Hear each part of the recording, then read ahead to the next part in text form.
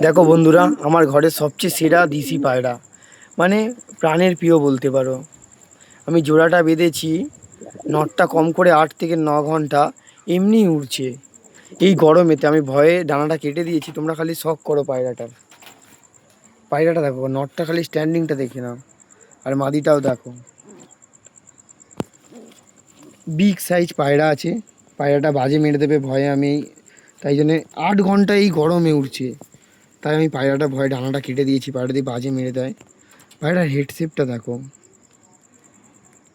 Head shape দেখছো, পাঞ্জা দেখো। এত পায়রাটা উড়েছে না আমার ঘরে, কি বলবো, না বললে বিশ্বাস করবে না। পুরো কালো হয়ে গেছে। এই হচ্ছে নর, পুরো মস্তিতে আছে, দেখতে পাচ্ছ। এবার এর মাদিটাকে দেখাই। এটা আমার কাছে কম করে 7 থেকে 8 ঘন্টা ওড়ে। আমি মাদিটাকে জোড়া দিয়ে দিয়েছি, এত ভালো মাদি বলে। এই দেখতে পাচ্ছ আমার ঘরের পুরো ওড়ানো পায়রা, কালার করা পায়রা। এই হচ্ছে পায়রার চোখের কোয়ালিটি। দুর্ধর্ষ দুর্ধর্ষ, বাহ বাহ বাহ। দুর্ধর্ষ, যেটা কোনো কথা হবে না। পিয়ারটা দেখছো, দেখো মাদিটা এরকম শর্ট বডি, আর নটটা দেখো লং বডি,